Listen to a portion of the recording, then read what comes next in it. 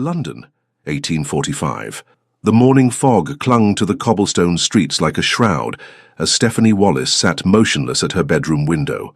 Outside, London was beginning to stir, servants hurrying to markets, shopkeepers raising their shutters, carriages rattling along the damp streets. But Stephanie noticed none of it. Her attention was fixed entirely on the Morning Chronicle, trembling in her hands, her slim fingers crumpling the edge of the newspaper where the announcement was printed in neat black letters.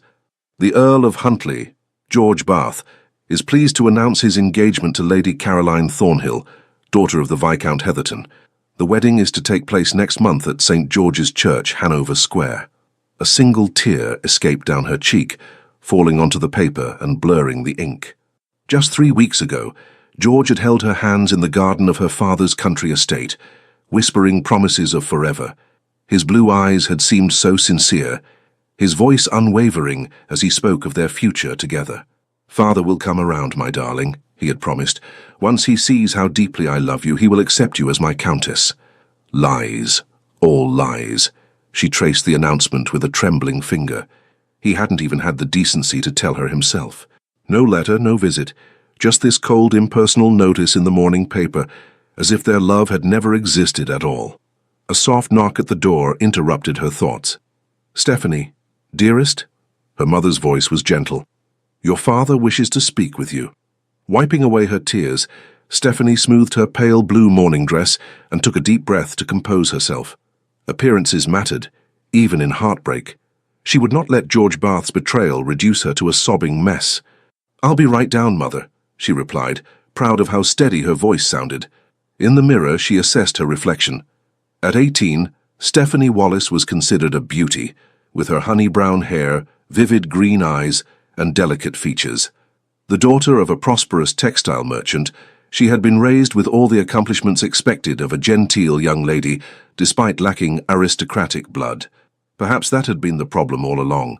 She was simply not good enough for the Earl of Huntly, regardless of what he had whispered in the moonlight. Straightening her shoulders, she descended the staircase to her father's study. William Wallis was a proud man who had built his textile business from nothing. Though not aristocratic, their family had earned respect among London's merchant class, and their home in Bloomsbury reflected their prosperity without ostentation. Her father stood by the window, hands clasped behind his back, his expression solemn. He did not turn when she entered, but spoke to her reflection in the glass. "I warned you, daughter," he said without preamble. "Men like the Earl of Huntly do not marry girls like us, not when their fathers control the purse strings." Stephanie flinched. Her father was not being cruel, merely stating a truth she should have recognized from the beginning. "I was foolish," she admitted, her voice surprisingly steady. "I believed him when he said love would conquer all." Her father finally turned, his eyes softening at the sight of his daughter's dignified bearing, despite her obvious pain. Though he had built his fortune through shrewd business sense, William Wallis had a gentle heart, especially where his only child was concerned. "It is not foolish to believe in love, my dear. Only to believe that love is enough for men whose character is wanting." He approached her, placing a weathered hand on her shoulder. "Your Aunt Eleanor has written from London. She invites you to stay with her, to have a proper season next year." Stephanie looked up, surprised. Aunt Eleanor was her mother's sister, a widow who had married well and maintained her position in society after her husband's death. Though they visited occasionally, Eleanor moved in circles far above the Wallises' usual sphere. "You would send me away?" "Not away," her father corrected. "Forward. London is full of opportunities for a young woman of intelligence and beauty. Perhaps in time you will find a man whose worth is not measured by his title alone, but by the strength of his convictions." Stephanie glanced down at the newspaper still clutched in her hand. "I shall never trust my heart to another," she whispered. Her father's eyes grew sad. "Never is a very long time, my daughter." Anne Wallis joined them then, her kind face showing traces of the beauty Stephanie had inherited. She had been listening at the door, and could no longer contain her concern. "William, are you certain this is wise? Sending her to London, to that world that just broke her heart?" "It wasn't London that broke her heart," he replied quietly. "It was one man's weakness. Would you have her hide away here, letting that weakness define her future?" Anne looked at her daughter, seeing both the girl she had raised and the woman emerging through adversity. "What do you wish, Stephanie? You need not decide immediately." Stephanie looked between her parents, these good people who had given her every advantage within their power. Perhaps her father was right. Perhaps the path forward lay not in retreat, but in facing the very society that would soon be gossiping about her heartbreak. "I will go," she decided. "After Christmas. I think I should like a quiet autumn at home before facing London again." Her father nodded approvingly. "A sound decision. It will give you time to prepare and Eleanor time to arrange introductions for the spring season." 2 days later, the Bath family's elegant carriage rattled past the Wallace home, carrying George and his parents to a dinner at the neighbouring estate. Stephanie watched from her window as George's profile appeared briefly behind the glass. For a moment, their eyes met, his widening with what might have been regret, before the carriage continued on its way. That night, as her maid packed her trunks for their return to London, Stephanie took out her diary and wrote by candlelight, "Today I bury my girlish dreams and foolish heart. Tomorrow I shall begin to forge myself anew. No man shall ever again have the power to break what I have mended." Little did she know how thoroughly that vow would be tested. The months passed slowly, in a haze of quiet routine. Stephanie declined invitations to local assemblies, knowing George and his fiancée might attend. Instead, she immersed herself in books, in improving her French and Italian, in helping her father with correspondence for his business. If her parents noticed how she startled whenever the mail arrived, how she scanned each delivery for a letter of explanation that never came, they did not mention it. Christmas came and went, a subdued affair compared to previous years. In January, as promised, Stephanie travelled to London with her mother, to take up residence with Aunt Eleanor, in her fashionable home in Grosvenor Square. Eleanor Harwick, née Wallace, had married a baronet who left her comfortably wealthy upon his death. Childless and with a vast social circle, she had been delighted at the prospect of launching her pretty niece into society. "My dear girl," Eleanor exclaimed, embracing Stephanie warmly when they arrived. "How lovely you've become. We shall have to order an entirely new wardrobe. Those country styles simply won't do for the season." Stephanie summoned a polite smile. "I'm grateful for your hospitality, Aunt, but I'm not certain I wish to participate fully in the season. Perhaps a quieter introduction—" "Nonsense," Eleanor interrupted. "The best way to mend a broken heart is to remind the world, and yourself, of your worth. By the time I'm finished, every eligible bachelor in London will be at your feet, and George Bath will be merely an unfortunate footnote in your story." Despite her reservations, Stephanie found herself swept into a whirlwind of fittings, social calls, and instruction on the latest London fashions and customs. Eleanor proved a demanding but effective mentor, refining her niece's already considerable accomplishments until Stephanie could hold her own in any drawing room in England. "Remember," Eleanor told her as they prepared for Stephanie's first small dinner party in February, "you are entering society not as a merchant's daughter seeking elevation, but as my niece and protégée. You have nothing to prove and no one to impress. That confidence, more than any title or fortune, will distinguish you." As winter gave way to spring, Stephanie gradually emerged from her shell of heartbreak. She would never be the carefree, trusting girl she had been before George's betrayal, but neither would she allow his weakness to define her existence.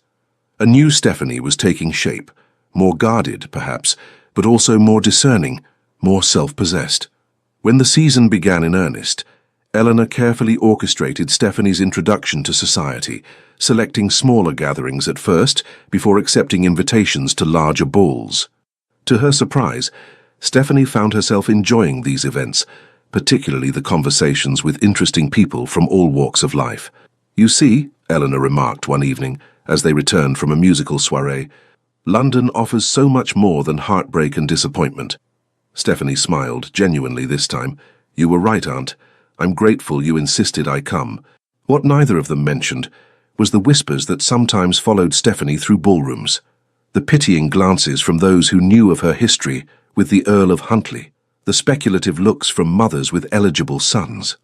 London society might be diverting, but it had a long memory for scandal, however minor. So far she had managed to avoid encountering George and his new countess. The Earl and Countess of Huntly had removed to their country estate after their wedding, reportedly at the insistence of the old Earl, who was in failing health. Stephanie could only be grateful for their absence, even as she steeled herself for the inevitable meeting that must someday occur.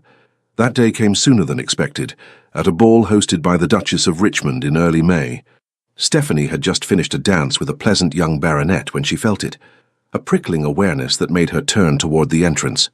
George Bath stood in the doorway, as handsome as ever in his formal attire, his golden hair gleaming under the chandeliers. Beside him was a woman Stephanie assumed must be Caroline, the new Countess of Huntly, tall, slender, with the regal bearing of one born to privilege. Stephanie froze, her practiced composure momentarily deserting her. Across the crowded ballroom, George's eyes found hers, widening in recognition and something that might have been longing. "Ah," Eleanor murmured, suddenly at her side. "I had heard they returned to town. Are you all right, my dear?" Stephanie forced herself to breathe normally. "Perfectly," she replied. "It was bound to happen eventually." "We can leave if you wish," Eleanor offered. "No." Stephanie squared her shoulders. "I will not be driven away. He has already taken enough from me." Throughout the evening, she was exquisitely aware of George's presence, though she carefully avoided any situation where they might be forced to interact. She danced every dance, laughed at every jest, and maintained such perfect composure that no one watching would have guessed the turmoil beneath her calm exterior. It was during a moment of respite, when she had stepped onto a secluded balcony for fresh air, that disaster struck. Stephanie. His voice, once so beloved, now sent a chill through her. She turned slowly to find George standing in the doorway, his expression a complex mix of emotions. "Lord Huntly," she acknowledged with a slight curtsy, proud of her steady voice. He winced at the formality. "Please, not that, not from you." "I'm not certain how else I should address my friend's husband," she replied evenly. George took a step toward her, then stopped as if uncertain of his welcome. "Caroline is not your friend." "No, she is not. A poor choice of words. The husband of a stranger, then. Is that what I am to you now? A stranger?" Stephanie looked at him directly, allowing herself to really see him for the first time since his betrayal. He was thinner than she remembered, with new lines around his eyes. "What would you have me say, George? That I think of you as the man who promised me the world, then announced his engagement to another woman in the newspaper, the man who lacked even the common courtesy to tell me to my face that his father's money meant more to him than my love?" He flinched as if struck. "It wasn't like that." "Then how was it?" she demanded, her composure finally cracking. "Explain it to me, for I have wondered these many months." George ran a hand through his hair, a gesture so familiar it made her heart ache despite everything. "Father gave me no choice," he said miserably. "He threatened to cut me off without a penny if I married you, to withdraw my commission in the Guards, to refuse me access to any of our properties. I would have been destitute with nothing to offer you but poverty and disgrace. And so instead you offered me betrayal," she replied quietly. "I was a coward," he admitted. "I should have come to you, explained the impossible position I was in. Instead, I took the easy path. I've regretted it every day since." Stephanie felt the last remnants of her girlish fantasies crumble away. The George she had loved was just that, a fantasy. This man before her, handsome and titled but morally weak, was reality. "How fortunate for you that your regret comes with a wealthy wife and your inheritance intact," she observed. George's face contorted with pain. "Do you think I'm happy? My marriage is a sham, a business arrangement. Caroline despises me and I—" "Please stop," Stephanie interrupted. "Your marital difficulties are not my concern. Whatever we once were to each other, we are nothing now." "Do you truly feel nothing?" he pressed, taking another step toward her. "Because I feel everything, Stephanie. I think of you constantly, dream of you."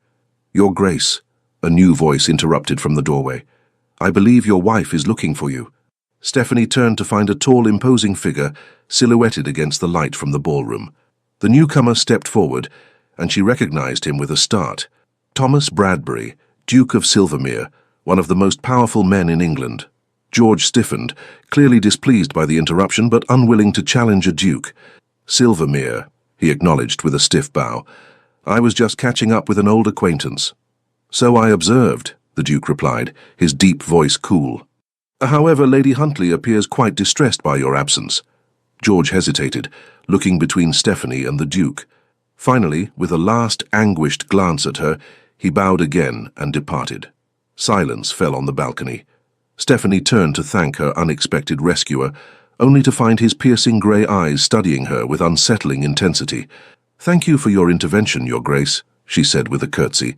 "I fear the conversation was becoming difficult." "So it seemed," he agreed. The Duke was perhaps 30, with dark hair and the kind of commanding presence that needed no title to assert itself. "Forgive my intrusion, Miss Wallis," she supplied. "Stephanie Wallis." "Ah," he nodded slightly. "Lady Eleanor's niece. I've heard much about you." Stephanie raised an eyebrow. "From my aunt. I wasn't aware you were acquainted." "Eleanor Harwick has been a friend of my family for many years," he explained. "She speaks very highly of your intelligence and character." Before Stephanie could respond, Eleanor herself appeared in the doorway, her expression relieved when she spotted them. "There you are, Stephanie. I've been looking everywhere." She smiled warmly at the Duke. "Thomas, how kind of you to keep my niece company." "It was my pleasure," he replied, his eyes still on Stephanie, "though I fear I interrupted what appeared to be an uncomfortable reunion." Eleanor's face darkened. "Bath cornered you. How dare he?" "It's done now," Stephanie said quickly, unwilling to make more of the incident than necessary. "His Grace was kind enough to provide an escape." "Then I am doubly in your debt, Thomas," Eleanor said. "First for attending my little dinner next week, and now for rescuing my niece." "I require no thanks for either," the Duke replied with unexpected warmth, "though I would consider it an honor if Miss Wallis would save me a dance at your gathering, assuming she will be present." Stephanie blinked, surprised by the request from a man who, by all accounts, rarely danced at social events. "Of course, Your Grace. I would be delighted." As they returned to the ballroom, Stephanie was acutely aware of the speculative glances that followed their little group. The Duke of Silvermere dancing with a merchant's daughter. It would set tongues wagging throughout London, but as she glanced back, she caught sight of George watching them, his expression a mixture of jealousy and despair. For the first time since reading that fateful announcement, Stephanie felt something other than pain when looking at him. She felt free. London, 1847. The ballroom of Harrington House glittered with hundreds of candles, their light reflected in gilded mirrors and the jewels of London's elite. Ladies in silk gowns of every hue swirled across the polished floor, while gentlemen in immaculate evening wear watched from the edges, calculating dowries and connections with the precision of military strategists. 2 years had passed since Stephanie Wallis had first entered London society with a broken heart and guarded hopes. At 20 years old, she had blossomed under her aunt's guidance. No longer the naive country girl, she had cultivated a reputation for wit and grace that made her welcome in drawing rooms across London.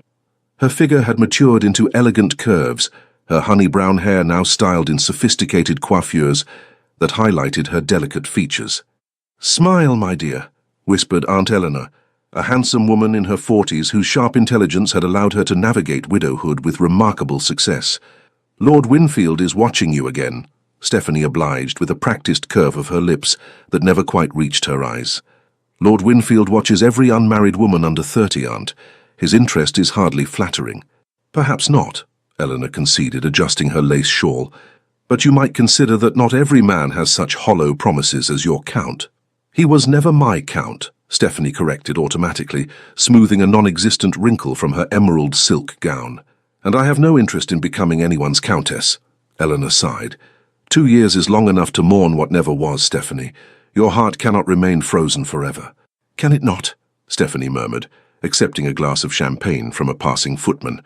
"I find it serves me rather well. I can enjoy society without the inconvenience of attachment." "That is not living, child. That is merely existing." Stephanie was saved from replying by the sudden hush that fell over the ballroom. The majordomo's voice rang out, announcing the latest arrival with a gravity reserved for only the highest ranks. "His Grace, the Duke of Silvermere." Heads turned as Thomas Bradbury, the Duke of Silvermere, entered the room. At 30, he was at the height of his powers, tall and broad-shouldered, with dark hair and piercing grey eyes that surveyed the room with cool detachment. His face might have been carved from marble, all sharp planes and aristocratic angles, softened only by the sensual curve of his mouth. "The elusive Duke makes a rare appearance," murmured Eleanor, eyebrows raised. "How fascinating. They say he hasn't attended a ball in months." "He attended your dinner last spring," Stephanie reminded her. The memory of their brief encounter on the balcony 2 years ago had lingered. Though the dance he had requested never materialized, the Duke had been called away on urgent business before Eleanor's dinner party. True, But that was a small private affair. For Thomas to brave the Harrington ball with half of London in attendance suggests either extreme boredom or specific interest. Stephanie observed him dispassionately as he greeted their hosts. He looks thoroughly bored already. I imagine he'll depart before supper. Such cynicism in one so young, Eleanor chided gently. The Duke is different from most of his peers. They say he personally manages his estates and has doubled their productivity. A man of substance, not merely title. How admirable, Stephanie replied, though her tone suggested otherwise. The orchestra struck up a waltz and couples began to form on the dance floor. Stephanie accepted an invitation from a pleasant young barrister, allowing him to lead her into the dance with practiced ease. She moved through the steps automatically, her mind elsewhere, until a strange sensation, like a physical touch, made her glance toward the edge of the room. The Duke of Silvermere was watching her. Not with the casual assessment men usually directed at pretty young women, but with an intensity that made her miss a step. His grey eyes, cool and penetrating, seemed to look through her polite facade straight into the guarded chambers of her heart. Stephanie quickly averted her gaze, disturbed by her reaction. When the dance ended, she excused herself and sought refuge near one of the tall windows, fanning herself vigorously. "Miss Wallis." The deep voice startled her. She turned to find the Duke of Silvermere standing before her, impossibly tall and imposing at close range. Up close, she could see that his eyes were not simply grey, but flecked with silver, like storm clouds illuminated by lightning. "Your Grace," she curtsied, her training taking over. "I don't believe we've been formally introduced." "We haven't," he confirmed, "which is why I've taken the liberty of requesting Lady Harrington to perform the service. She approaches now." Indeed, their hostess was hurrying toward them, looking delighted at the prospect of introducing the season's most eligible bachelor to one of its most admired young ladies. After the formalities were observed and Lady Harrington withdrew, the Duke spoke again. "You dance well, Miss Wallis." "Thank you, Your Grace, though I confess I was distracted and missed a step." "I noticed," he replied, a hint of amusement warming his stern features. "May I ask what captured your attention so completely?" Stephanie met his gaze directly. "I was wondering why the Duke of Silvermere, who reportedly finds society events tedious, would attend the Harringtons' ball only to spend his time observing a merchant's daughter." For a moment surprise flickered across his face, quickly replaced by something like approval. "Honesty," he said. "How refreshing. Most young ladies would have simpered and claimed to be overcome by the music. I've never seen the value in simpering, Your Grace." His lips curved slightly. "Nor have I. As for your question, I came because Lady Harrington is my godmother and insisted. I observed you because you were the only person in the room who looked as though they were secretly planning their escape." Stephanie couldn't help but smile. "Was I so obvious?" "Only to a fellow conspirator," he replied, offering his arm. "Would you do me the honor of walking with me to the terrace? The air in here has become stifling." Propriety demanded she refuse. Unchaperoned walks with gentlemen, especially powerful dukes, were fodder for gossip. Yet something in his direct gaze made her place her gloved hand on his sleeve. "Briefly, Your Grace, before my aunt sends out a search party." The terrace was mercifully empty, the night air cool against her flushed cheeks. London sprawled below them, a tapestry of lights and shadows under a sky strewn with stars. The sounds of the ballroom, the music, the laughter, the constant hum of conversation faded to a distant murmur. "You're not what I expected, Miss Wallis," the Duke said after a comfortable silence. "And what did you expect, Your Grace?" She leaned slightly against the stone balustrade, studying his profile. The usual ambitious debutante, eager to secure a titled husband. Stephanie laughed, the sound surprisingly genuine. "Then you must be relieved to find me neither ambitious nor hunting for a title." He turned to face her fully, his expression serious. "On the contrary, I find myself intrigued. Lady Eleanor speaks highly of your intelligence and character. She mentioned your father's business acumen as well." "You've discussed me with my aunt?" Stephanie asked, startled. "I make it a point to know about interesting people," he replied smoothly. "And you, Miss Wallis, are decidedly interesting." Before she could respond, the doors to the terrace opened, spilling light and music into the night. A familiar figure stepped out, then froze. George Bath, Earl of Huntly, stood before them, his handsome face slack with shock as he recognized Stephanie. In the 2 years since their confrontation, They had managed to avoid more than the most cursory interactions at social events. "Miss Wallis," he stammered, "I had no idea you would be here tonight." Stephanie felt the Duke's arm tense beneath her hand, though his face remained impassive. "Lord Huntley," she acknowledged with a slight nod, proud of her steady voice despite the sudden hammering of her heart. "How is Lady Caroline?" George flinched visibly. "Well, she is, well." His eyes darted between her and the Duke. "Silvermere," he added with a stiff bow. "Bath," the Duke replied, his tone glacial. "I believe Miss Wallis and I were just returning inside." Without waiting for a response, he guided Stephanie back toward the ballroom. As they reached the doors, he leaned down slightly. "There is history between you," he stated rather than asked. "Ancient history," Stephanie replied, "and not worth revisiting." Something flickered in his grey eyes. Understanding, perhaps, or recognition of a kindred wounded spirit. "Miss Wallis," he said formally as they rejoined the crowd, "may I call upon you tomorrow? There is a matter I would like to discuss with you and Lady Eleanor." Stephanie hesitated only briefly before nodding. "My aunt receives visitors after 11, Your Grace." As he bowed over her hand, his lips barely brushing her glove, Stephanie felt a strange warmth spread through her chest, not the giddy infatuation she had once felt for George, but something steadier, more substantial. It terrified her. Later that night, as her lady's maid helped her prepare for bed, Stephanie found herself unable to dismiss the Duke from her thoughts. Unlike most men of his rank, he had asked no probing questions about her family's fortune or connections. Instead, he had conversed with her as an equal, displaying genuine interest in her opinions on everything from Italian poetry to the agricultural improvements being implemented on his estates. "A penny for your thoughts, miss," her maid said as she brushed out Stephanie's long hair. "You've been smiling to yourself this past quarter hour." Stephanie caught herself, schooling her features to neutrality. "Have I? I was merely reflecting on this evening's entertainment. If you don't mind my saying so, miss, you seem to enjoy yourself more than usual, especially in the company of that tall gentleman." "That tall gentleman was the Duke of Silvermere, Lucy," Stephanie corrected gently. "And a lady never discusses her admirers with her maid." Lucy smiled knowingly. "Of course, miss, though if he calls tomorrow, as you expect, shall I press your blue morning dress? It brings out your eyes something wonderful." Stephanie couldn't help but laugh. "Yes? Very well. The blue dress it is." After dismissing her maid, Stephanie stood at her bedroom window, gazing out at the sleeping city. For 2 years, she had guarded her heart behind walls of ice, determined never again to be vulnerable to the kind of pain George Bath had inflicted. She had received and refused 4 proposals of marriage in that time, each from respectable gentlemen who offered security and position. What then was it about Thomas Bradbury that made her walls seem suddenly less impregnable? "It is mere curiosity," she told herself firmly. "Nothing more."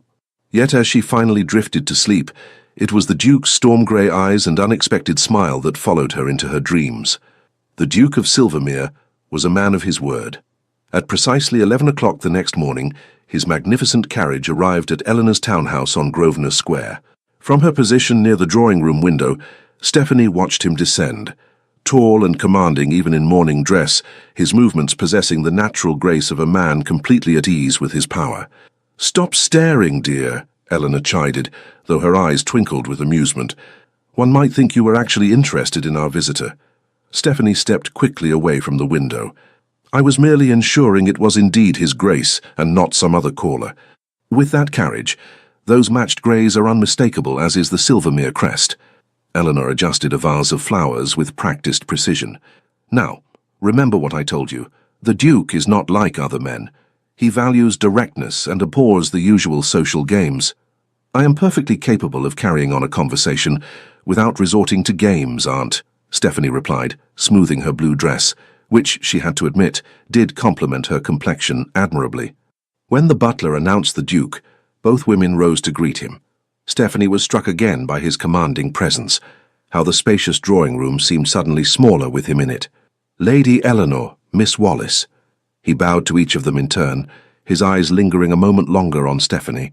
"Thank you for receiving me at such short notice." Eleanor gestured to a chair. "Do sit down, Thomas. Such formality among friends is unnecessary." His eyebrows rose slightly at the word friends, but he took the offered seat. Stephanie noted that unlike many aristocrats, who lounged in chairs as if they owned them, the Duke sat with the alertness of a man accustomed to attending to business rather than pleasure. "I've come to invite you both to Silvermere Court," he announced without preamble.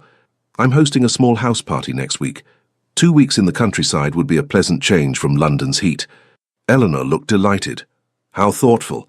But surely your invitation list was completed ages ago. We wouldn't wish to inconvenience you." "No inconvenience," he assured her, his eyes finding Stephanie's. In fact, the party was conceived only last night, with Miss Wallis specifically in mind. Stephanie nearly choked on her tea. "I beg your pardon? You mentioned once enjoying horsemanship," he continued smoothly. "Silvermere boasts some of the finest riding country in England. I thought you might appreciate the opportunity." "When did I mention horsemanship?" she asked, genuinely confused. A hint of a smile played at his lips. "At the Winthrop Musicale, 3 weeks ago, you spoke of missing your father's stables." The fact that he had remembered such a casual comment, made during a brief conversation weeks before, was both flattering and unsettling.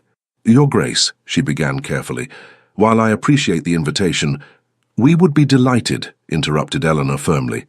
"Wouldn't we, Stephanie?" Caught between her aunt's expectant look and the Duke's steady gaze, Stephanie acquiesced. "Of course. Thank you for thinking of us, Your Grace." "Thomas," he corrected. "If we're to be house guests, I insist you use my given name." "That would hardly be proper," she protested. "I'm a duke," he replied with a hint of arrogance that should have been off-putting but somehow wasn't. "I decide what's proper." After finalizing the details with Eleanor, he rose to leave, but paused before Stephanie. "Would you care to accompany me to the British Museum this afternoon?" he asked. "They've acquired some fascinating artifacts from Egypt I thought might interest you." Stephanie blinked, surprised again by his attention to detail. She had mentioned her interest in antiquities only in passing to a mutual acquaintance at a dinner party months ago. "That's very thoughtful, but I couldn't possibly—" "We would be delighted," Eleanor interrupted again, ignoring Stephanie's pointed look. "Shall we say 2 o'clock?" After he departed, Stephanie rounded on her aunt. "What are you doing? You're practically throwing me at the man." Eleanor's eyes softened. "My dear girl, do you not see? He's absolutely smitten with you." "Nonsense," Stephanie scoffed, though a treacherous warmth spread through her at the suggestion. "Men like Thomas Bradbury don't become smitten. They calculate advantageous matches. And what advantage would the Duke of Silvermere gain by marrying the daughter of a textile merchant?" Eleanor challenged gently. "He has wealth and power beyond measure. He needs no connections your father could provide." Stephanie had no answer for that. The weeks that followed were a whirlwind of attention from the Duke. True to his word, he escorted her to the British Museum, where he had arranged a private viewing of artifacts not yet available to the public. Rather than the expected formal tour, he had engaged the museum's foremost Egyptologist to explain the historical context of each piece, allowing Stephanie to examine them up close in a way normally reserved for scholars. The morning after, a small package arrived containing an exquisite miniature scarab carved from lapis lazuli with a simple note, "A token of rebirth, T." Every day brought new surprises, rare books on subjects she had mentioned enjoying, invitations to exclusive exhibitions and small dinner parties where the conversation was genuinely stimulating rather than the usual vapid gossip. Each gift showed thought rather than mere extravagance. Each outing revealed another layer of his complex character. "He courts you as if he were a poet rather than a duke," Eleanor observed one evening as they prepared for yet another dinner, at which the Duke of Silvermere would be present. "Most men of his rank would simply speak to your father and have done with it." "We are merely friends," Stephanie insisted, though the words rang hollow even to her own ears. "He enjoys my conversation, nothing more." Eleanor gave her a knowing look. "My dear, the man has attended more social events in the past month than in the previous year, solely to be in your company. That is not the behavior of a man seeking friendship." At Silvermere Court, a magnificent estate in Kent, Stephanie discovered a different side of the Duke. Here, among his tenants and servants, he was respected rather than feared. He knew every worker by name, inquired after their families, and took genuine interest in their well-being. The house party itself was small and carefully selected, just 12 guests, including Eleanor and Stephanie. The Duchess Dowager, Thomas's mother, acted as hostess. a formidable woman whose initial coolness towards Stephanie gradually thawed as she observed the young woman's intelligence and lack of artifice. "For you handle my son well," the older woman remarked one afternoon as they took tea in the morning room. "Few people dare to challenge him as you do." Stephanie set down her cup, surprised by the comment. "I wasn't aware that I challenged him, Your Grace." "No? Just yesterday you quite thoroughly dismantled his argument about the Corn Laws. I haven't seen him so animated in a debate for years." "I hope I didn't overstep," Stephanie said, suddenly concerned. The Duchess Dowager laughed, a surprisingly warm sound from such an austere woman. "My dear, Thomas has been surrounded by sycophants since he was in short pants. A little honest disagreement is precisely what he needs." She studied Stephanie with shrewd eyes. "You're not what I expected, Miss Wallis." "So your son has said as well," Stephanie replied, "though neither of you has explained what exactly you did expect. The usual sort of young woman who catches a duke's eye, beautiful but vapid, concerned only with fashion and status." The Duchess sipped her tea thoughtfully. "Instead, he brings home a merchant's daughter who reads Greek and discusses agricultural reforms with more intelligence than most members of Parliament." Stephanie wasn't sure if this was a compliment or criticism. "My father believes education is valuable regardless of one's station or gender." "A progressive view," the Duchess noted, "and one I happen to share, though it's unfashionable to admit it." She set down her cup decisively. "You should know that I have never interfered in Thomas's personal decisions, even when I disagreed with them. I will not start now, but I will say this. If my son has chosen you, then he has chosen wisely." On their daily rides across the rolling countryside, Thomas revealed more of himself. His childhood, his strict father, his dreams for improving his estates and the lives of those dependent on him. Stephanie found herself sharing her own hopes and fears in return, dropping the guarded persona she had cultivated since George's betrayal. "My title gives me responsibility, not just privilege," he told her, as they rested their horses atop a hill overlooking the vast Silvermere lands. "Each of these families depends on my good stewardship." "You care for them," Stephanie observed, watching as he gazed across his domain with genuine concern rather than proprietary pride. "I do my duty," he corrected, though his expression softened. "Just as I will do my duty to provide an heir." Stephanie's heart inexplicably clenched at the mention of his future marriage and children. She turned away, pretending to adjust her riding habit. "Your future Duchess will be fortunate indeed to share such a legacy." Thomas dismounted and approached her horse, looking up at her with an intensity that made her breath catch. "I've been looking for her for a long time," he said quietly. "Someone with intelligence, compassion, and strength. Someone who sees beyond the title to the man beneath." Before she could respond, hoofbeats approached, and a stable boy appeared with an urgent message. The moment passed, but Stephanie found herself thinking of his words late into the night. It was during the final week of their stay that disaster struck. A grand ball had been planned to close the house party, with neighbors from across the county invited. Hours before the guests were to arrive, a messenger came galloping up the drive with news that sent the household into chaos. Lord and Lady Huntley were among the expected guests, and they had already departed for Silvermere. "I had no idea they were invited," Stephanie gasped when Eleanor delivered the news. "I cannot face him, not here, not now." "Thomas would never have invited them knowingly," Eleanor assured her. "Lord Huntley's cousin is married to the local magistrate. They must have been included on his list." Stephanie paced her chamber, panic rising. "I should plead illness." A knock interrupted her, and Thomas himself entered after Eleanor's acknowledgement. In his riding clothes, with his dark hair tousled by the wind, he looked less like a duke and more like a medieval warrior. Dangerous and thrillingly unpredictable. "I've just been informed of the guest list oversight," he said without preamble, his expression grave. "Stephanie, I would never deliberately cause you distress. Say the word and I'll have it announced that the ball is postponed due to an urgent matter requiring my attention in London." Stephanie stared at him, stunned by the offer. "You would disappoint over 100 guests to spare my feelings." "I would do far more than that," he replied simply.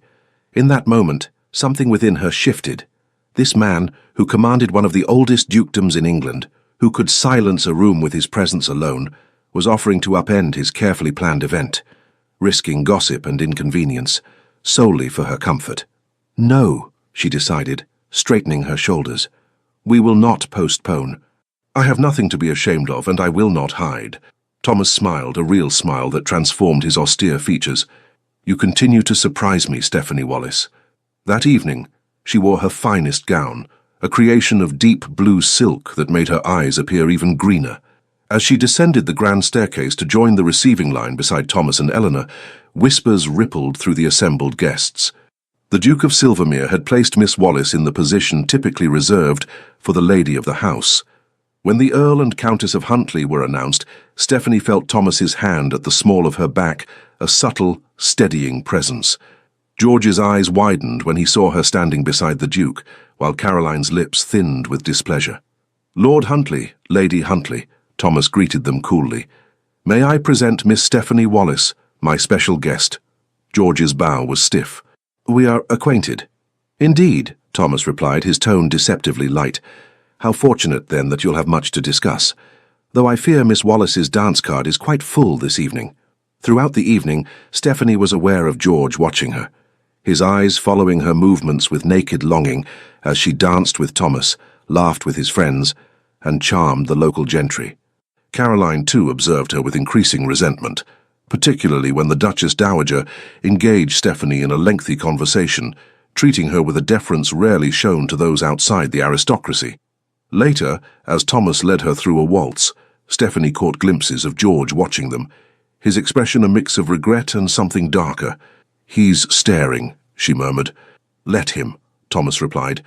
"Let him see what he was fool enough to discard." The evening progressed smoothly until supper, when Stephanie found herself momentarily alone in the gallery, having stepped away to admire a particularly fine landscape.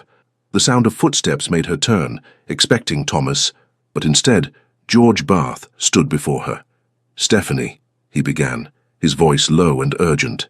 "Please, allow me a moment." She raised her chin. "Lord Huntly, I don't believe we have anything to discuss." "I was wrong," he blurted. "So terribly wrong. Not a day passes that I don't regret my choice." "Your choice?" she repeated. "You mean choosing wealth over love, or merely announcing your engagement in the newspaper without the courtesy of telling me first?" He flinched. "I was a coward. Father threatened to cut me off without a penny." "And now you have both title and fortune," she interrupted, "while Lady Caroline has a husband who pines for another woman. How fortunate you both are." George stepped closer, his familiar scent bringing unwelcome memories. "My marriage is empty, Stephanie. Caroline and I are strangers who share a name and nothing more. She has her diversions. I have my regrets." "Neither of which concern me," Stephanie replied, though her voice trembled slightly. "Don't tell me you feel nothing," he pressed. "I see how you avoid looking at me, how you tense when I enter a room. Those are not the reactions of indifference." "You mistake aversion for passion, my lord." "Do I?" He reached for her hand. "Or does the great Duke know he's receiving damaged goods, a heart that still belongs to another?" Stephanie jerked away as if burned. "How dare you? Is there a problem?" Thomas's voice, cold as steel, cut through the tension. He stood in the doorway, his powerful frame blocking the exit, his expression murderous. George paled, but stood his ground. "A private conversation, Silvermere, nothing more." "There is nothing private between you and Miss Wallace," Thomas replied, advancing into the room with the controlled menace of a predator. "Nor will there ever be again." "You presume much," George retorted, though he retreated a step. "Stephanie and I share a history you know nothing about. A history you discarded for 30 pieces of silver," Thomas countered. "Now, you will either return to the ballroom and your neglected wife, or you will leave my home entirely. The choice is yours." For a moment, it seemed George might refuse, but self-preservation won out.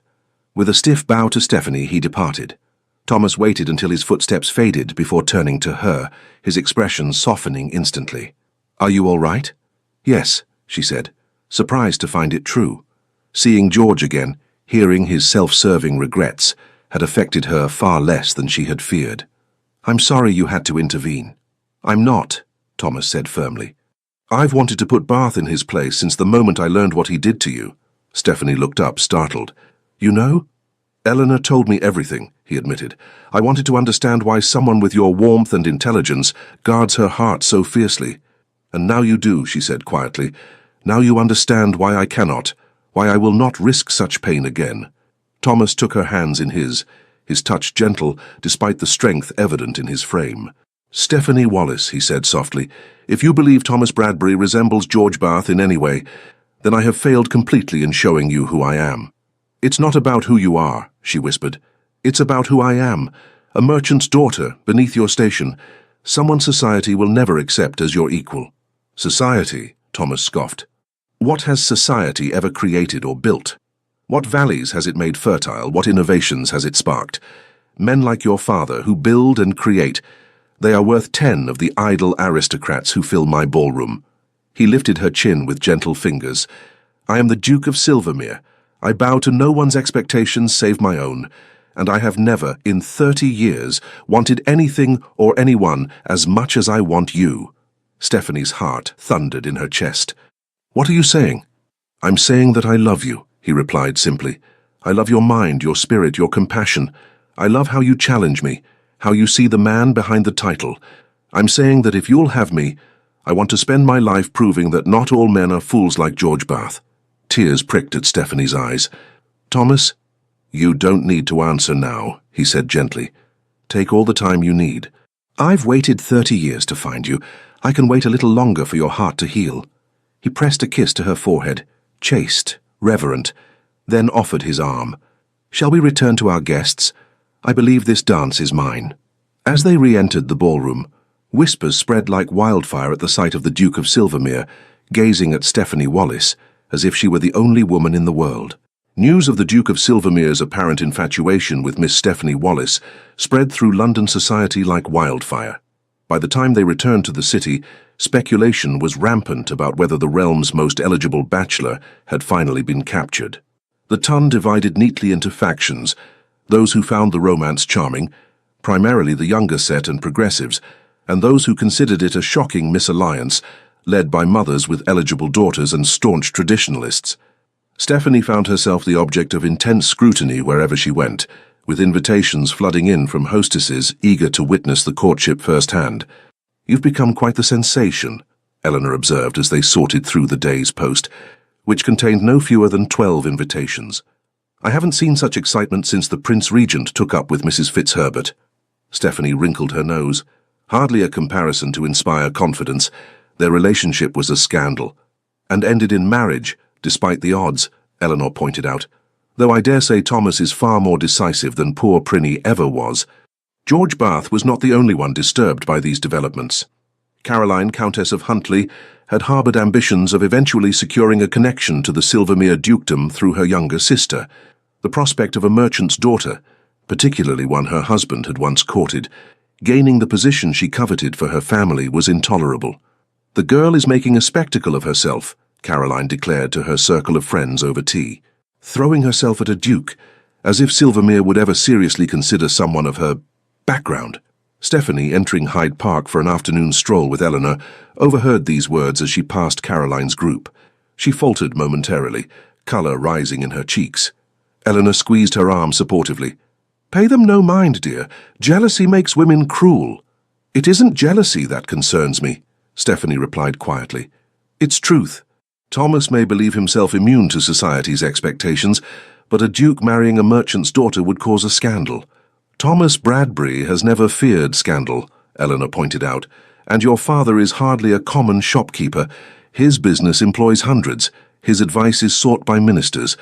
Besides," she added with a twinkle in her eye, "love has a way of overcoming such obstacles." Stephanie was prevented from responding by the arrival of the very man they discussed. Thomas approached on horseback, magnificent atop his black stallion, drawing admiring glances from everyone in the vicinity. He dismounted gracefully and handed the reins to his groom before bowing to the ladies. "Lady Eleanor, Miss Wallace," he greeted them, eyes lingering on Stephanie. "What a pleasant surprise."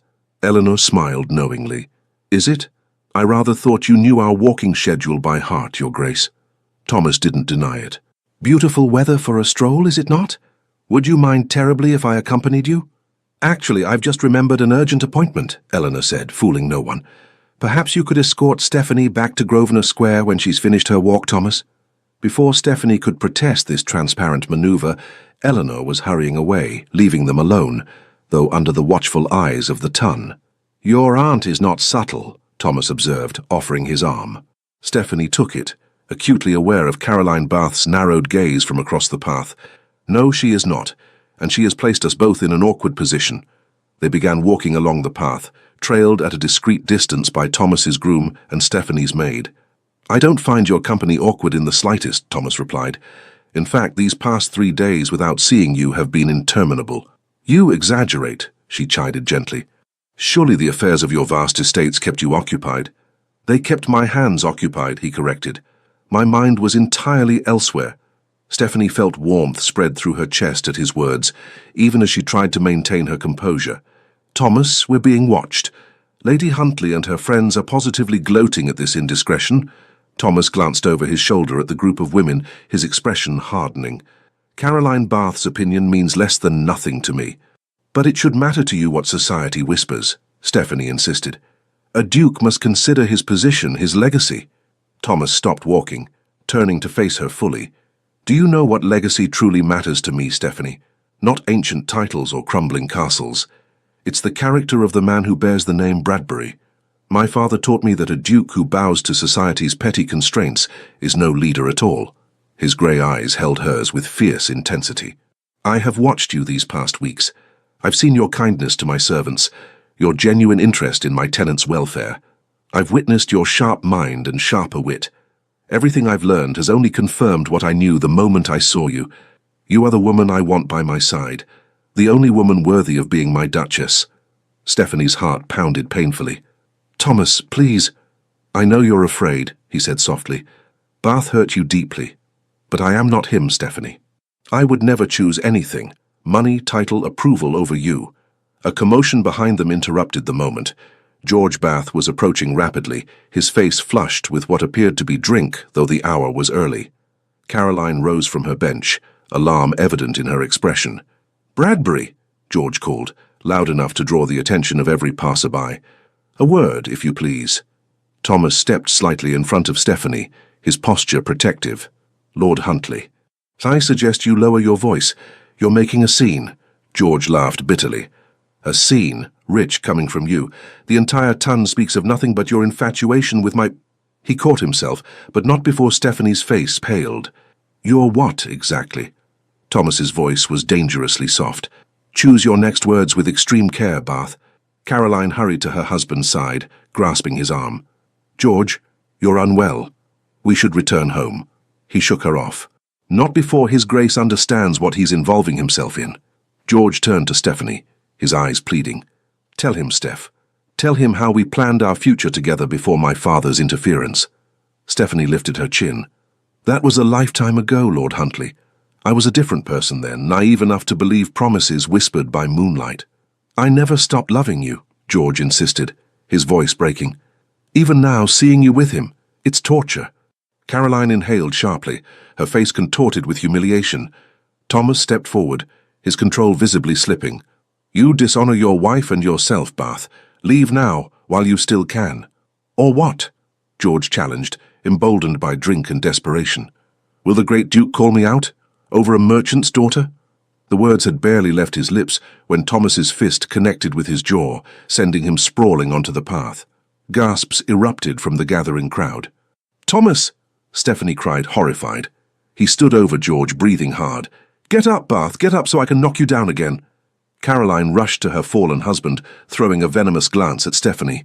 "This is your doing," she hissed. "You've destroyed my marriage for your ambitions." "Enough!" Thomas's command silenced everyone. He turned to his groom. "Jenkins, please escort Lord and Lady Huntley to their carriage." He offered his arm to Stephanie. "Miss Wallace, allow me to take you home." The ride to Grosvenor Square passed in tense silence. When they arrived, Thomas helped Stephanie down from his carriage, his touch gentle, despite the anger still evident in his bearing. "I apologize for my loss of control," he said stiffly. "It was unworthy of me." "You struck an earl in Hyde Park," Stephanie replied, her voice trembling. "Over me. Do you have any idea what people will say?" "I don't give a damn what they say," Thomas replied, his composure finally breaking. "Let them talk. Let them whisper behind their fans and speculate in their drawing rooms. None of it matters." "It matters to me," Stephanie cried. "Can't you see? This is exactly what I feared. Becoming the center of scandal, dragging your name into disrepute." Thomas took her hands in his. "Stephanie, listen to me. Society's memory is short, and its opinions fickle. Next week some other scandal will replace ours. What endures is what we build together." "And what is that exactly?" she asked, tears threatening. "A life," he answered simply. "A partnership of equals, regardless of birth. I'm asking you to be my wife, Stephanie. My Duchess, the mother of my children, the keeper of my heart." Stephanie stared at him, overwhelmed. "You're proposing? Now? After what just happened? Now? Tomorrow? Every day for the rest of our lives, if necessary?" He dropped to one knee there on her aunt's doorstep, heedless of the servants and passers-by watching in astonishment. "Stephanie Wallace, I love you with every fibre of my being. Will you do me the great honour of becoming my Duchess?" Before she could answer, the door flew open to reveal Eleanor, wide-eyed with excitement. "For goodness sake," she exclaimed, "bring His Grace inside before you accept, Stephanie. The entire street is watching." Thomas rose, a smile finally breaking through his serious demeanour. "Well, may I come in to hear your answer?" Looking at his dear, familiar face, so full of love and certainty, Stephanie felt the last of her defences crumble. "Yes," she said, her voice growing stronger. "Yes to coming inside, and yes to becoming your wife." The joy that transformed Thomas's face was worth every whisper, every scandal that might follow. The news of their engagement spread even faster than the rumours of their courtship had. Within hours, it seemed all of London knew that the Duke of Silvermere intended to wed Miss Stephanie Wallace, daughter of the textile merchant. Reactions were predictably mixed. "You'll need a special license," Eleanor said practically, once the initial excitement had subsided. "And we must inform your parents immediately, Stephanie." "I've already written to them," Thomas said, surprising both women. "The letter should reach them by tomorrow morning. I've invited them to Silvermere Court for the wedding." Stephanie raised her eyebrows. "That's rather presumptuous, don't you think? I might have refused you." Thomas's eyes warmed with affection. "I hoped rather than presumed. But you're right, I should have waited. Would you prefer to be married in London? Or at your parents' home?" The ease with which he deferred to her preferences, despite having already made arrangements, touched Stephanie deeply. This was a man accustomed to command, yet willing to yield for her comfort. "Silvermere is perfect," she assured him, "though I fear 2 weeks is hardly enough time to prepare for a duchess's wedding." "We can wait if you wish," Thomas offered. "Though I confess the thought of a lengthy engagement holds little appeal," Eleanor laughed. 2 weeks is quite sufficient. The wedding need not be large, family and close friends only. The real challenge will be preparing Stephanie for her role as Duchess." Thomas shook his head. "Stephanie needs no preparation. She already possesses every quality essential for the position." "Sweet of you to say," Eleanor replied, "but there are practical matters to consider. The responsibilities of managing multiple estates, the social obligations, the protocols of rank, all of which can be learned," Thomas interrupted gently. "What cannot be taught is character, and Stephanie has that in abundance." The days that followed were a whirlwind of activity. Letters arrived from Stephanie's parents expressing their delight and promising to arrive at Silvermere the following week. The Duchess Dowager sent a gracious note welcoming Stephanie to the family. Thomas appeared each day with a new token of his affection. Not flashy jewels, as might be expected, but thoughtful gifts that revealed how well he knew her heart. Not everyone was pleased by their impending union. Caroline Bath made her displeasure known through thinly veiled barbs at social gatherings.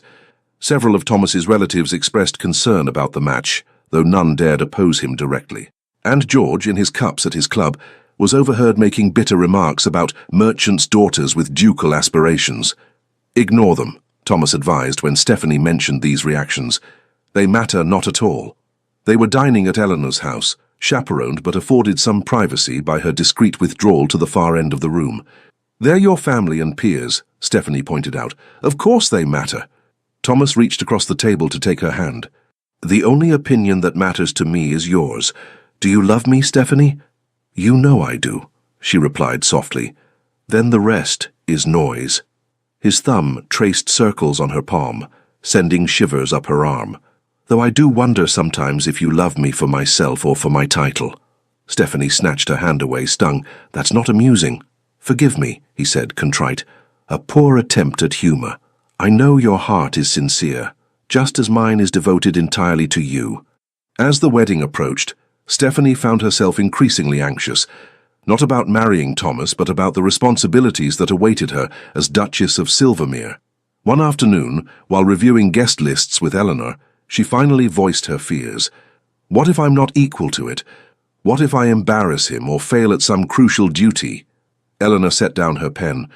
My dear, do you think Thomas hasn't considered this? He's the most meticulous man I know. If he didn't believe you capable, he wouldn't have asked you. But managing an estate like Silvermere is a skill like any other, Eleanor finished for her, and one you'll master quickly, knowing your intelligence. Besides, duchesses aren't made overnight. You'll have time to grow into the role. And if the ton never accepts me, if they always see me as an upstart, a merchant's daughter who reached above her station. Eleanor's expression softened. Some will, it's true. There will always be those who resent you, for your beauty, for capturing Thomas, for ascending to a position they believe should have gone to one of their daughters. But the only opinion that truly matters is Thomas's. Do you love him enough to weather those storms together? Stephanie considered the question seriously. I do, she said finally. I love him enough to face anything, even the scorn of society. Then you'll make a splendid duchess, Eleanor declared. Now about these invitations. 3 days before they were to depart for Silvermere, disaster struck from an unexpected quarter. Stephanie was reading in Eleanor's drawing room when the butler announced Lady Caroline Bath. Show her in, Stephanie said, setting aside her book and rising to greet her unexpected visitor. Caroline swept into the room, impeccably dressed as always, her beautiful face set in haughty lines. Miss Wallace, she acknowledged with the barest nod. Lady Huntley, Stephanie returned coolly, this is an unexpected pleasure. Let us dispense with pleasantries, Caroline replied. I've come on a matter of some delicacy. Stephanie gestured to a chair. Please, be seated. Caroline remained standing. I prefer to stand. What I have to say won't take long. She drew a deep breath. You must break your engagement to the Duke of Silvermere. Stephanie blinked, certain she had misheard. I beg your pardon? Break your engagement, Caroline repeated. End this farce before it goes any further. And why would I do that? Stephanie asked, amazed at the woman's audacity. Caroline's perfect composure slipped slightly. Because George is destroying himself over you. Because our marriage is in shambles. Because he drinks himself into oblivion every night, murmuring your name in his sleep. Stephanie stared at her, genuinely shocked. Lady Huntley, I am truly sorry for your marital difficulties, but they have nothing to do with me. They have everything to do with you. Caroline's voice rose. He never loved me. He married me for my fortune while pining for you. And now you flaunt your happiness with the Duke before him, driving him further into despair.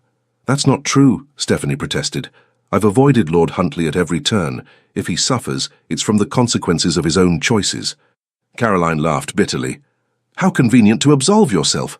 Tell me, do you love the Duke, truly love him? Or is he merely your revenge on George, the ultimate prize to throw in his face? How dare you, Stephanie said quietly, anger rising. My feelings for Thomas are none of your concern, and if you think for one moment that I would break his heart to ease your husband's conscience, you're sorely mistaken. Caroline's face hardened. Then you leave me no choice. She reached into her reticule and withdrew a small packet of letters. Do you recognize these? With a sinking feeling, Stephanie did. They were the letters she had written to George during their courtship, foolish, passionate declarations of love from a naive girl of 18. Where did you get those? She whispered. George kept them, Caroline replied, a cruel smile playing at her lips. Hidden in his desk. I found them months ago. She fanned the letters like cards. Such ardent sentiments, Miss Wallace. What would the Duke think if he read them? If all of London read them? Stephanie felt the blood drain from her face. You wouldn't. Wouldn't I? You've taken everything from me. My husband's heart, my dignity, my future. Why should I spare yours? For a long moment they faced each other in silence, two women in love with different men, bound by circumstance and mutual enmity. What do you want? Stephanie finally asked. I told you, end your engagement. Leave London, return to whatever provincial backwater spawned you and never darken our lives again. Stephanie's mind raced. The letters, while embarrassing, contained nothing truly scandalous, just the innocent outpourings of first love. Yet in the hands of someone like Caroline, they could be wielded as weapons, used to hurt Thomas, or to cast doubt on Stephanie's character. You have until tomorrow, Caroline continued, replacing the letters in her reticule. "If I don't hear of your broken engagement by then, copies of these will be in every drawing room in Mayfair." With that, she swept from the room, leaving Stephanie trembling with shock and rage. Eleanor found her there an hour later, still staring into space. "My dear, what's happened? You're white as a sheet." Haltingly, Stephanie related Caroline's visit and her threat. "That spiteful harpy," Eleanor exclaimed. "How dare she? You must tell Thomas immediately." "I can't," Stephanie said miserably. "He'd challenge George to a duel. There would be bloodshed, scandal. Exactly what I've feared all along." "So you'll give in to blackmail?" Eleanor demanded. "Surrender your happiness because of a vindictive woman's threats?" "Of course not," Stephanie replied, her voice stronger. "But I need to handle this carefully. Those letters need to be recovered." "And how do you propose to do that? Break into Bath House and steal them?" Stephanie's expression turned thoughtful. "Not quite so dramatic, but I do have an idea." Later that evening, as Thomas sat with her in Eleanor's drawing room, properly chaperoned by a dozing aunt, Stephanie broached the subject indirectly. "Have you ever done something you regretted?" she asked. "Something that came back to haunt you years later?" Thomas considered the question seriously. "Many things. I think all thinking people have regrets. But have your regrets ever threatened your present happiness?" He studied her face, sensing the weight behind her question. "Stephanie, what's troubling you?" She took a deep breath. "Caroline Bath visited me today." Thomas's expression darkened. "What did she want?" "To deliver a threat," Stephanie admitted. "She has letters I wrote to George years ago. Girlish, romantic nonsense. She's threatening to make them public if I don't break our engagement." She watched his face carefully, expecting anger, perhaps even doubt. Instead, his expression softened with understanding. "My poor love," he said gently. "What a dreadful position to be put in." Relief flooded through her. "You're not angry?" "At you? For writing love letters before you ever met me?" "Of course not." His eyes hardened. "At Caroline Bath, most definitely. The woman needs to be taught a lesson in civility." "Please," Stephanie begged, "don't confront her. It will only make things worse."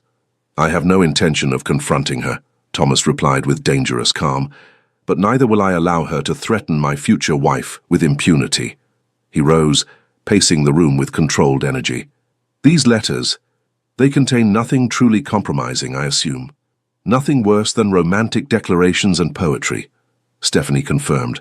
"But they're private. The thought of them being read by strangers—" "They won't be," Thomas assured her. "I'll see to it personally." "Thomas, whatever you're planning, trust me," he interrupted gently. "By this time tomorrow, the letters will be in your possession, and Lady Huntley will be thoroughly chastened. Now tell me more about these wedding preparations. I believe you were considering blue roses for your bouquet." The abrupt change of subject startled her, but Stephanie recognized Thomas's tone. The matter was settled in his mind. Further discussion would be fruitless. The next morning, a package arrived for Stephanie. Inside were her letters to George, along with a note in Thomas's bold hand. "My dearest Stephanie, these now belong to you, as does my heart. Burn them or keep them as you wish. Lady Huntley will trouble you no more. All my love, T." Stephanie stared at the package in amazement. How did he manage this? Eleanor, reading over her shoulder, chuckled. "I suspect our Thomas can be quite persuasive when necessary. The real question is, what did he say to Caroline Bath to make her surrender her only leverage?" They didn't have long to wonder. That afternoon, word spread through London society that Lord and Lady Huntley had departed abruptly for their estate in Cornwall, with no explanation given for their sudden removal from town. When Thomas called that evening, Stephanie immediately demanded answers. "What did you do? Half of London is speculating about the Baths' mysterious departure." Thomas looked entirely too pleased with himself. "I merely had a conversation with Bath at his club." "About what exactly?" "About certain investments his father-in-law made on my recommendation. About the mortgage on their London house, which is held by a bank in which I have a controlling interest. About how unfortunate it would be if Lady Huntley's vindictive behavior were to have financial consequences." Stephanie's eyes widened. "You threatened their livelihood?" "I outlined potential outcomes," Thomas corrected. "Bath is not a complete fool. He understood that his wife's actions could cost them dearly. I imagine he persuaded her to return your letters and remove to the country until the scandal blows over." "Thomas," Stephanie said slowly, "that's rather ruthless." He took her hands in his. "When it comes to protecting you, I make no apologies for ruthlessness. Caroline Bath attempted to destroy your happiness out of spite and jealousy. She deserved far worse than a temporary exile to Cornwall." Stephanie should have been appalled at this display of ducal power. Instead, she felt strangely protected. Not because Thomas had wealth and influence, but because he had wielded them so decisively in her defense. "Thank you," she said softly, "though I hope you won't make a habit of threatening financial ruin to anyone who crosses me." Thomas smiled, his stern features softening. "Only in the most extreme circumstances, I promise." He kissed her hands. "Now, shall we discuss happier matters? Your father's letter arrived today. They'll be at Silvermere by Tuesday." With the threat from Caroline neutralized and the Baths safely distant, the final preparations for the wedding proceeded smoothly. Stephanie's parents arrived at Silvermere Court, with appropriate wonder at the magnificence of the estate, but even greater pride in their daughter's composure. "You look like you belong here," her father observed, as they walked through the grand picture gallery. "Not intimidated in the least." "I've had time to adjust," Stephanie replied, "and Thomas has been remarkably patient in introducing me to my future home." William Wallace studied his daughter's face. "You love him," he said simply.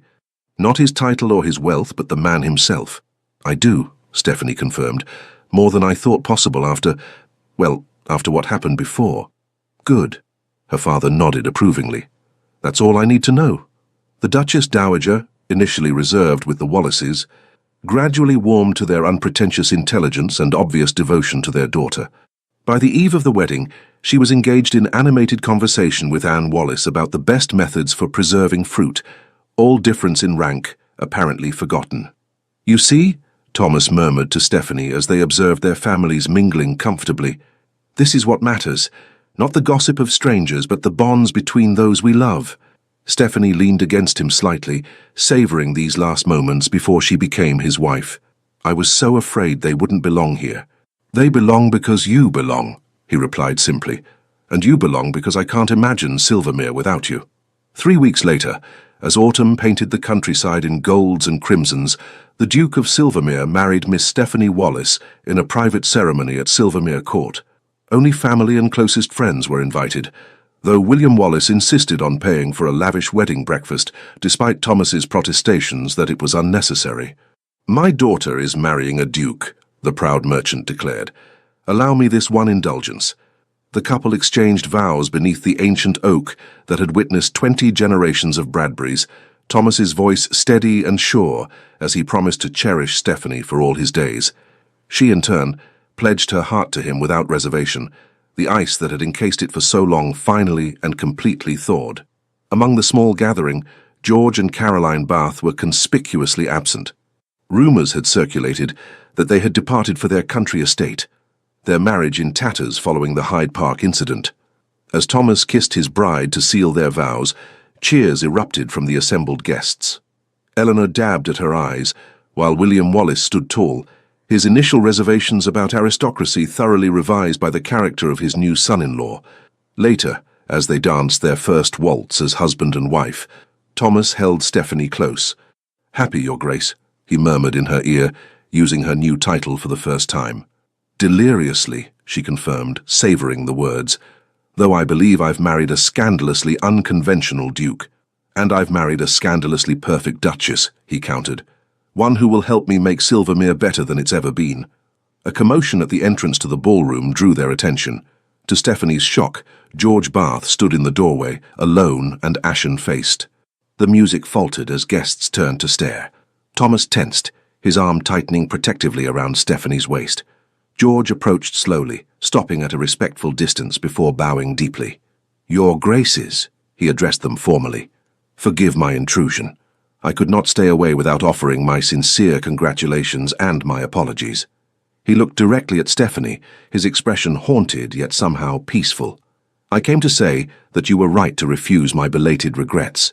I made my choice years ago and I must live with it. Seeing you now, so radiant, so loved, I understand that everything unfolded as it should." Turning to Thomas, he continued, "You are a better man than I, Silvermere. I ask only that you cherish her as she deserves." "On that, Bath, you need have no concern," Thomas replied, his tone civil though guarded. George nodded once. I wish you both every happiness, truly." With another bow, he turned and departed as suddenly as he had arrived. Stephanie watched him go, feeling not pain or regret, but an unexpected sense of closure. "Well," Thomas said quietly, "that was unexpected." "Yes," she agreed, "but necessary, I think, for all of us." As the music resumed and they continued their dance, Stephanie reflected on the journey that had brought her to this moment. The heartbreak that had once seemed unbearable had led her here, to a love deeper and truer than she had ever imagined possible. Thomas's grey eyes held hers, full of promises yet to be fulfilled. "What are you thinking, my Duchess?" Stephanie smiled up at the man who had chosen her above all else, above convention, above expectation, above the weight of centuries of tradition. "I'm thinking," she replied, "that sometimes hearts must break before they can be truly whole again."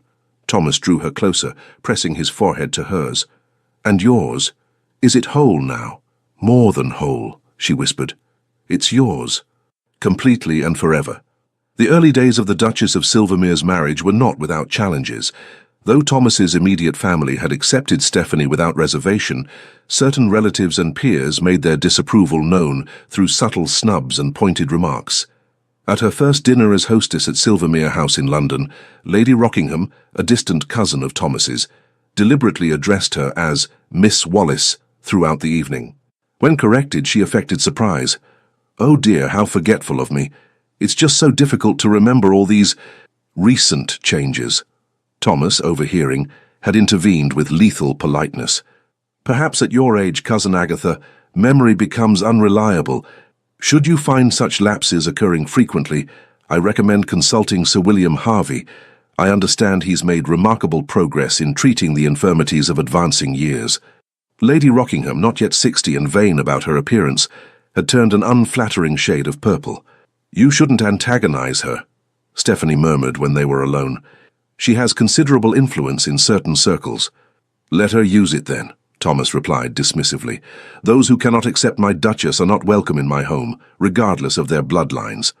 True to his word, Thomas backed Stephanie unequivocally in every social encounter. When the Duchess of Montrose failed to include Stephanie in an invitation to a musical evening, Thomas not only declined, but returned all subsequent invitations from the Montroses unopened. When Lord Essex made a thinly veiled reference to tradesmen's daughters at a dinner, Thomas challenged him to clarify his meaning with such cold fury that the older man stammered an apology and departed early. "You cannot fight every battle for me," Stephanie told him after that incident. "Some of this I must weather on my own." "Must you?" Thomas asked, genuinely curious.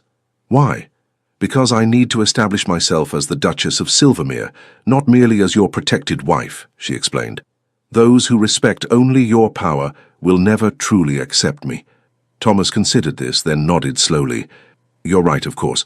But know that while I may not intervene, I am always watching, and I never forget a slight to those I love." Stephanie soon discovered that she had natural allies beyond her husband. The younger members of society, less bound by traditional prejudices, found her refreshing. Several influential dowagers, bored with the usual social climbers, declared her a breath of fresh air. And Thomas's mother, the Duchess Dowager, proved an unexpected champion.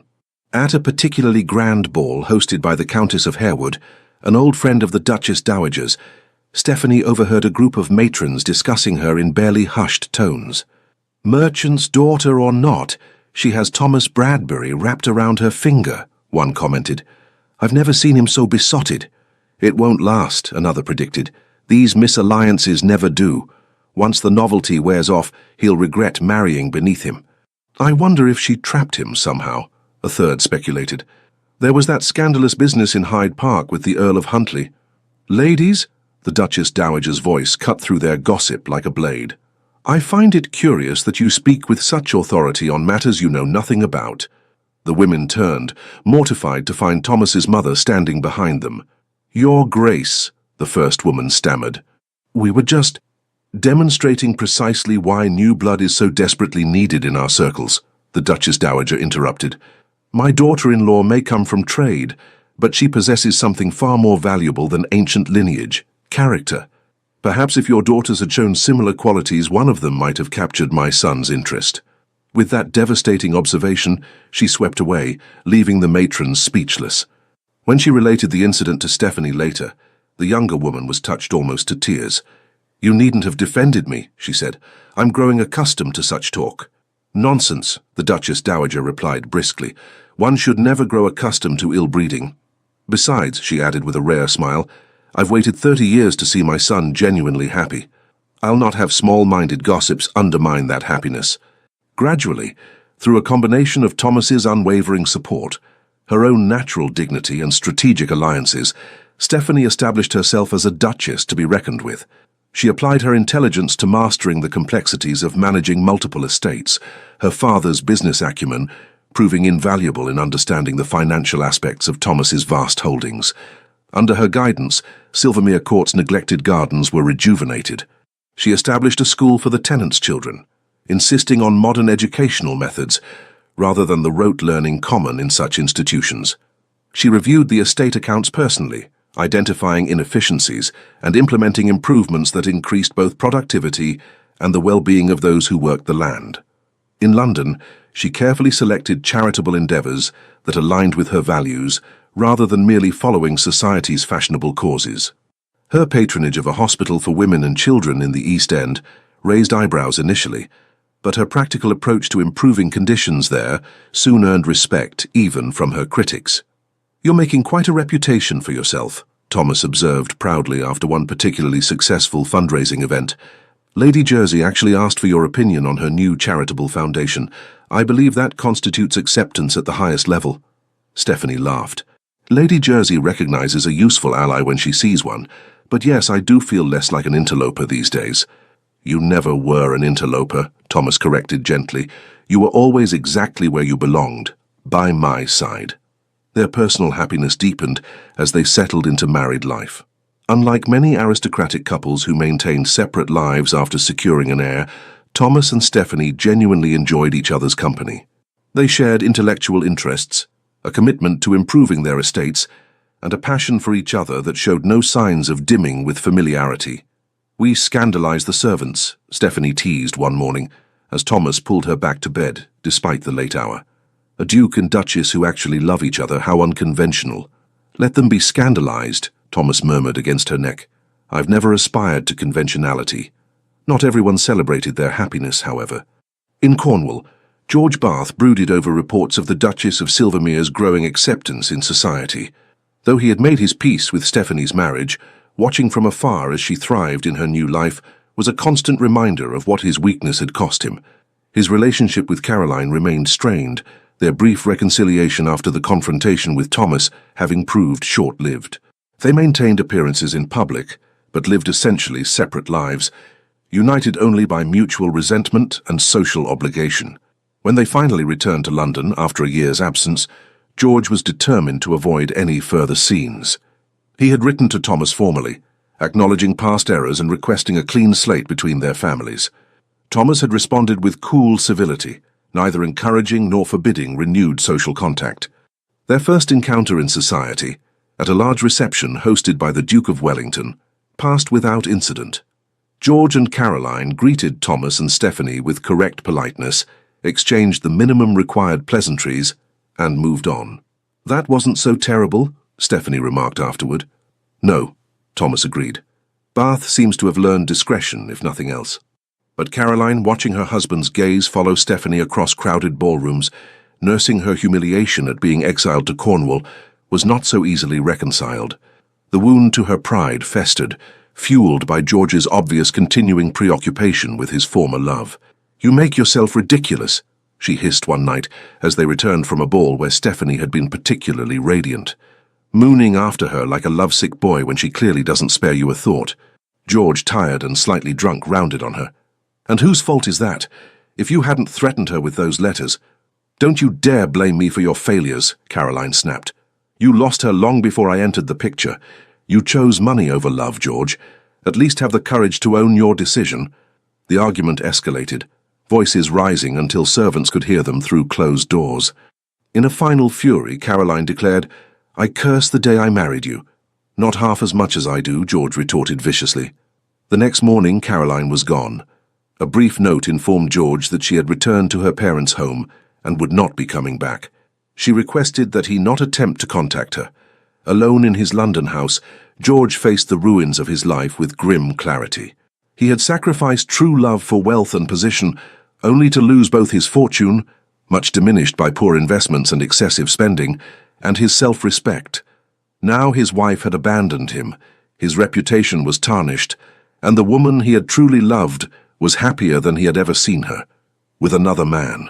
In that dark moment, something broke within him. Not his heart, that had shattered years before, but rather the shell of pride and self-deception that had sustained him through the consequences of his choices. For 3 days, he remained secluded, refusing all callers and barely eating. On the 4th day, he sat down at his desk and wrote 2 letters. The first to Caroline acknowledged his failings as a husband and released her from any obligation to return to a marriage that had brought her only unhappiness. The second, to his solicitor, contained instructions for settling his affairs in preparation for an extended absence. That evening, he appeared unannounced at Silvermere House.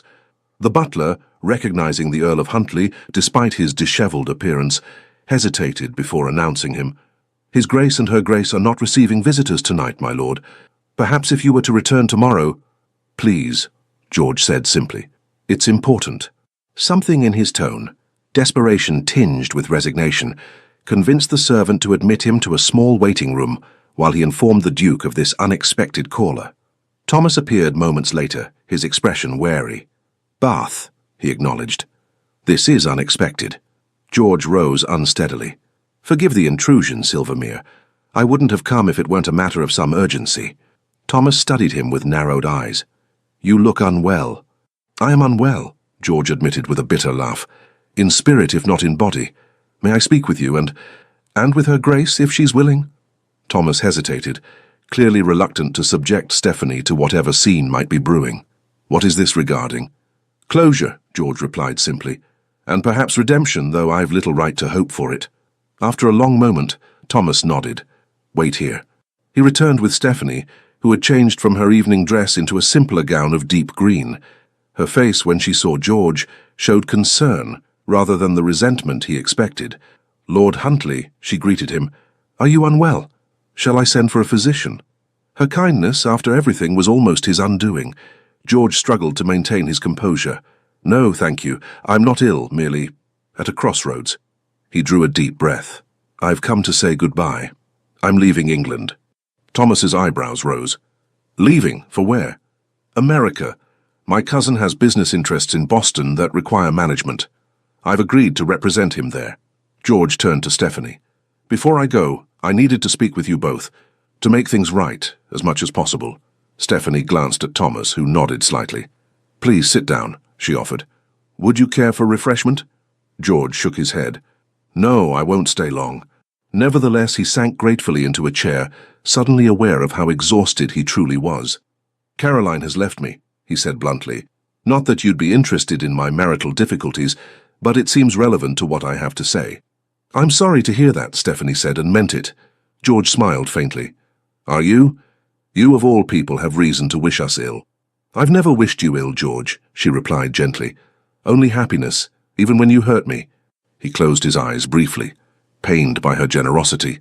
"That's the difference between us, I suppose. Your capacity for forgiveness. It's why you deserved better than me." He looked directly at Thomas. "And why you found it."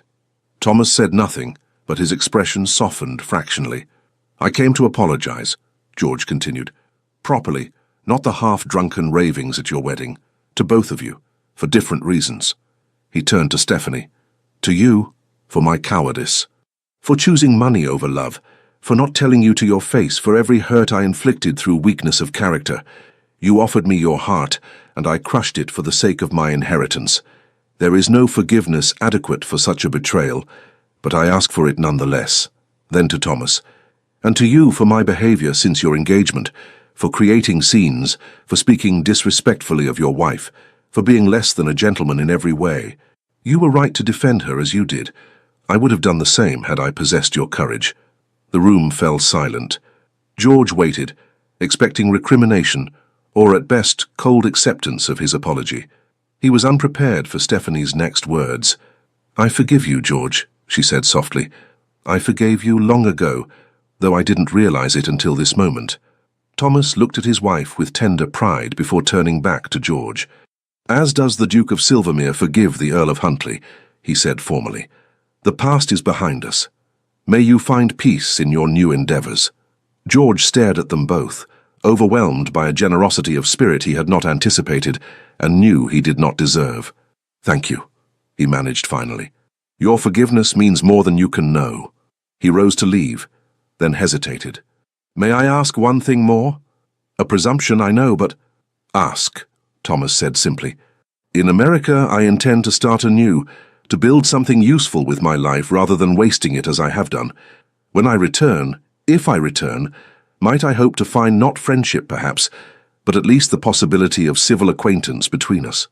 Thomas glanced at Stephanie, who nodded almost imperceptibly. "You will always be welcome at Silvermere," Thomas said gravely. "Not for the man you were, but for the man you are striving to become." George bowed deeply. "I am in your debt. Both of you." He turned to go, then paused at the door. "Be happy together," he said softly, "as I believe you already are." After he had gone, Stephanie leaned against Thomas's shoulder. "Do you think he'll find peace?" Thomas wrapped an arm around her waist. "Perhaps. He seems genuinely remorseful, and America is a land of second chances, they say." "I'm glad we could offer forgiveness," she mused. "It feels like the closing of a chapter." "Indeed." Thomas kissed the top of her head. "Though I confess I'm far more interested in the chapters we've yet to write together." Stephanie smiled up at him. "As am I, Your Grace. As am I." In the years that followed, the Duke and Duchess of Silvermere became one of the most admired couples in England. Their partnership, initially viewed as scandalous, gradually came to be seen as a model of modern marriage, based on mutual respect, shared purpose, and genuine affection rather than mere dynastic considerations. Thomas's estates flourished under their joint management. The schools Stephanie established for tenants' children became a template copied by progressive landowners across the country. Their London home was known for salons that brought together not just aristocrats but also artists, scientists, and innovators of every background. When their first child was born, a son they named William after Stephanie's father, the celebration at Silvermere Court included not only the highest nobility, but also workers from Thomas's estates and employees of William Wallace's textile business. It was, as one observer noted, a gathering that would have been unimaginable a generation ago, peers and commoners united in celebration of a child who represents the best of both worlds. As for George Bath, he remained in America for 5 years. When he finally returned to England, it was as a changed man, leaner, more weathered, but with a clarity of purpose that had been lacking in his youth. He had built a successful shipping business in Boston and reconciled with Caroline, who had eventually joined him there after their initial separation. True to his word, Thomas received them at Silvermere when they came to pay their respects. The meeting between the two couples was initially awkward, but gradually eased into something approaching comfortable acquaintance. Not friendship, too much had passed between them for that, but a civil relationship built on mutual respect and shared history. "He seems genuinely happy," Stephanie observed after the Baths had departed. "As does Caroline, surprisingly." "America agreed with them, it seems," Thomas replied. "Perhaps they needed to escape the constraints of English society to find their way back to each other. Much as we defied those same constraints to find our way to each other," Stephanie pointed out with a smile. Thomas pulled her close, his grey eyes warm with the love that had only deepened over the years. "The best decisions often require courage, my Duchess. Fortunately, you've never lacked for that." Stephanie rested her head against his chest, listening to the steady beat of his heart. "Nor have you, my Duke. Nor have you." In the end, the story of the merchant's daughter who became a duchess was not merely a romantic tale of crossed social boundaries.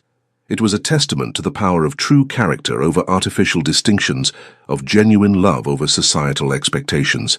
The Duke of Silvermere had indeed chosen Stephanie over everything, over tradition, over convenience, over the prejudices of his class. And in doing so, he had gained not just a wife but a partner, not just a duchess but a soulmate.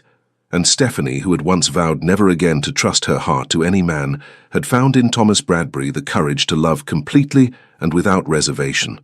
The walls she had built around her heart after George's betrayal had not merely been breached, They had been transformed into the foundations of something far stronger, a love that would endure long after both of them were gone, remembered in family stories, in the improvements they had made to their lands and the lives of those who depended on them, and in the changing attitudes of a society gradually learning that true nobility lay in character rather than bloodline.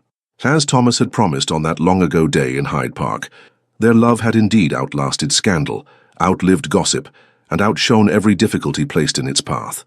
The Count had broken her heart for money. The Duke had chosen her over everything. And in the end, both had found exactly what they deserved. The end.